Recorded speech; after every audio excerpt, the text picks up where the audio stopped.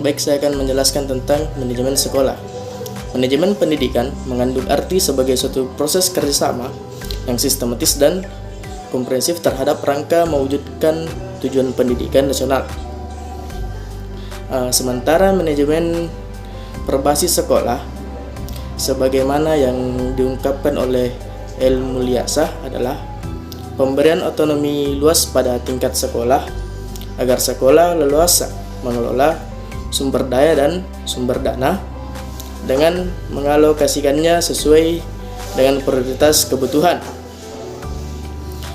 serta lebih tanggap terhadap kebutuhan setempat. Penerapan manajemen dalam pendidikan sangat penting karena pendidikan merupakan kebutuhan dasar manusia, bahkan merupakan salah satu dinamisator pembangunan itu sendiri, sehingga dapat dikatakan manajemen pendidikan merupakan subsistem dari manajemen pembangunan nasional. Berdasarkan atas apa yang tercakup dalam pengertian manajemen berbasis sekolah, nampak bahwa manajemen berbasis sekolah itu meliputi berbagai aspek yang sangat luas sekali. Dalam hal ini komponen-komponen sekolah itu sendiri, yaitu yang pertama manajemen kurikulum dan program pengajaran. Pengembangan kurikulum agar efektif dan program pengajaran dapat terjamin, maka kepala sekolah sebagai pengelola program pengajaran bersama dengan guru-guru harus menyebarkan isi kurikulum secara luas dan terperinci dengan memperhatikan beberapa prinsip sebagai berikut. A. Tujuan yang dikehendaki harus jelas. Makin operasional tujuan yang dirumuskan, maka makin mudah terlihat dan makin cepat program-program yang dikembangkan untuk mencapai tujuan. B. Program harus sederhana dan fleksibel. Dan C. yang terakhir, program-program yang disusun dan dikembangkan harus sesuai dengan tujuan yang telah ditetapkan. Yang bagian kedua, manajemen tenaga kependidikan. Manajemen tenaga kependidikan atau manajemen personalia pendidikan bertujuan untuk mendayagunakan tenaga kependidikan secara efektif dan efisien untuk mencapai hasil yang optimal. Manajemen personalia dilaksanakan oleh seorang manajer agar kinerja mereka dapat dipertahankan dan semakin meningkat. Yang ketiga, manajemen kesiswaan. Manajemen kesiswaan adalah penataan dan pengaturan terhadap kegiatan yang berkaitan dengan peserta didik, mulai masuk sampai keluarnya peserta didik dari sekolah. Dalam pelaksanaan manajemen kesiswaan sebagai kepala sekolah, setidaknya ada 3 hal yang perlu diperhatikan, yaitu menerima siswa baru, kegiatan kemajuan belajar, serta bimbingan dan pembinaan disiplin, atau dalam pengelolaannya tanggung jawab kepala sekolah. Dan yang keempat atau yang terakhir, manajemen keuangan. Komponen keuangan dan pembiayaan pada suatu sekolah merupakan salah satu komponen produksi yang menentukan kesuksesan dalam pelaksanaan kegiatan belajar mengajar. Manajemen perubahan atau manajemen of change adalah sebuah upaya dan pendekatan yang dilakukan secara struktur dan sistematis yang dimanfaatkan guna membantu individu, tim, ataupun organisasi dengan menerapkan sarana, sumber daya, dan pengetahuan dalam merealisasikan perubahan dari kondisi sekarang menuju kondisi yang lebih baik secara efisien dan efektif untuk memperkecil dampak dari proses perubahan itu. Pada hakikatnya, manajemen perubahan adalah sebuah proses yang mengadopsi pendekatan manajemen, yakni planning, organizing, actuating, dan controlling guna melakukan suatu perubahan pada suatu perusahaan. Davidson dalam bukunya mengatakan bahwa terjadinya perbedaan budaya pada suatu organisasi akan mempengaruhi penyusunan rencana perubahan yang dilakukan secara tepat. Perusahaan bisa memilih salah satu dari 4 pendekatan manajemen perubahan, yaitu pendekatan rasional empiris, pendekatan normatif redukatif, pendekatan kekuasaan koersif, dan pendekatan lingkungan adaptif.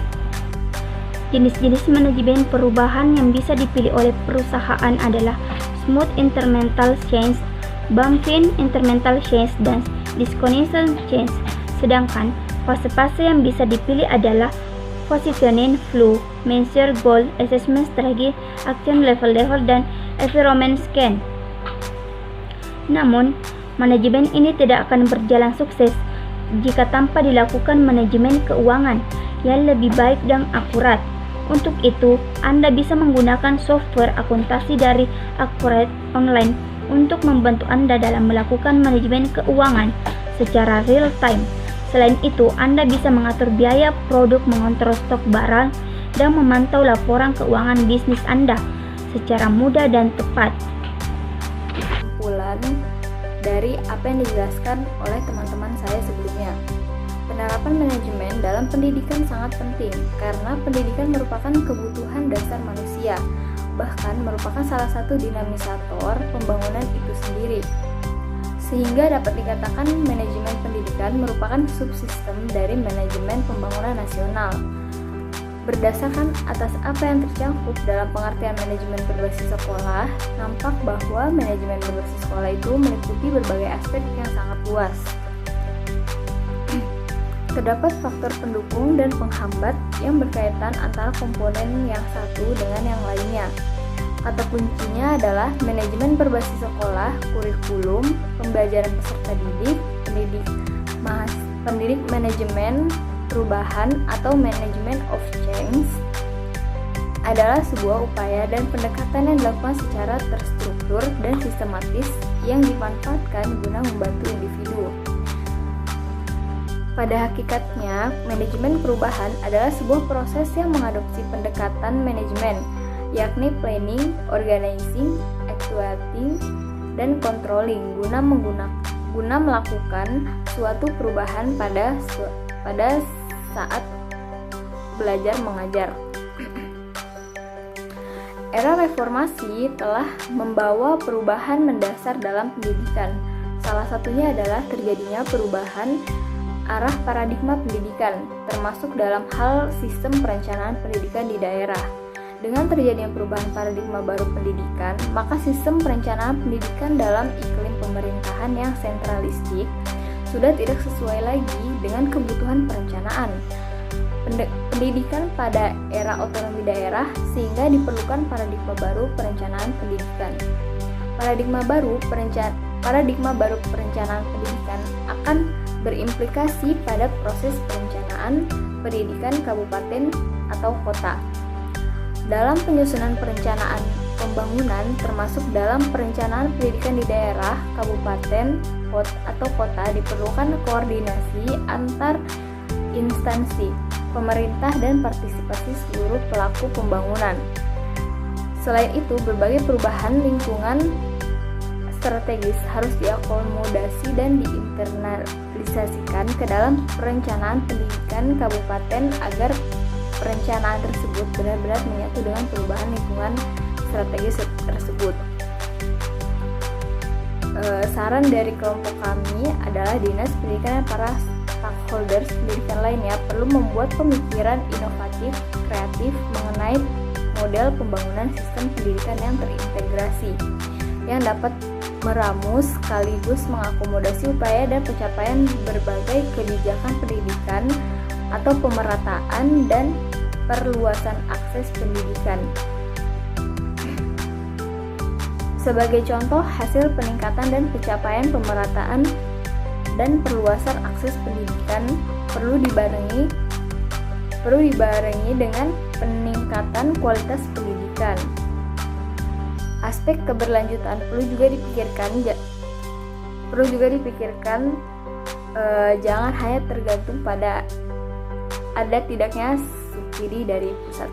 Itulah tadi penjelasan dan kesimpulan yang saya berikan dan teman-teman saya berikan tentang penerapan manajemen di sekolah dasar dalam peningkatan mutu pendidikan berdasarkan Pancasila, hakikat perubahan manajemen pendidikan, dan membandingkan antara manajemen lama dan manajemen baru di bidang pendidikan.